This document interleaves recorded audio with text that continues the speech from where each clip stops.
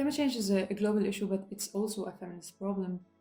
Um, Girls and women are more likely to be impacted by the natural disasters caused by climate change. So, when a natural disaster occurs, women are more susceptible to their impacts because of the gender based discrimination or because of the social norms. So, that makes women have less access to services and resources such as water, food, healthcare, or shelter. Traditional gender roles often mean that, for example, women and children spend more time indoors, and as a result, they're more highly exposed to indoor air pollution as a result of the use of traditional indoor stoves.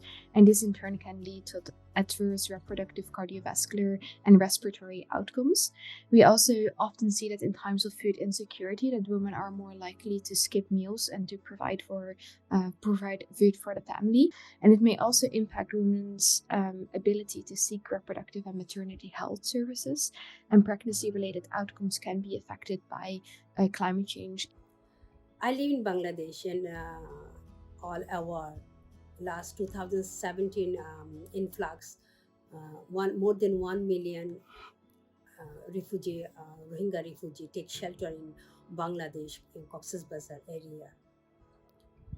Women represent around 43% of the global agriculture workforce, but they face countless barriers to economic independence. In fact, women are denied property right in half of countries around the world. Because of the high rate of deforestation, so many women have to go an extra mile to source for firewood to serve their fireplaces. And sadly, these women are ignorant of the fact that this reliance on firewood or their traditional methods of cooking is taking a toll also on their health. So in the face of climate change, the devastating impacts on women continues to be reinforced, particularly because over the years, women have been marginalized, especially within the decision-making spaces. So women play an important, a key role in sustainable development, like sustainable agriculture, forest management, renewable energy. So not including women in these processes to mitigate climate change could mean missing opportunities for sustainable development.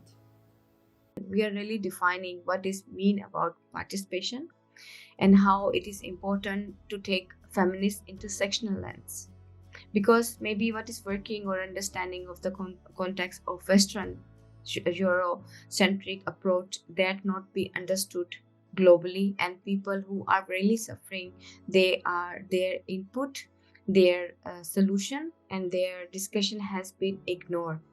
Gender lens has been invisible sensitivity in when it's come to policy discussion, and that's why it's very important not only to involve them as a beneficiary, to involve them as a partner. We know genders differ in their perceptions, attitudes, and vulnerability to the health effects of climate change. Considering gender is really critical to develop effective adaptation and mitigation policies and to frame and communicate the links between climate change and health to promote engagement, behavior change, and broader action. However, we're often very limited by how well we understand the gender dimension by the lack of gender disaggregated data across many different dimensions of climate change and health. In the CATALYSE project, we will explicitly focus on the gender dimension related to climate change and health throughout the research and innovation cycle. We know there are gender differences in attitudes, beliefs, perceptions, and levels of engagement with climate change.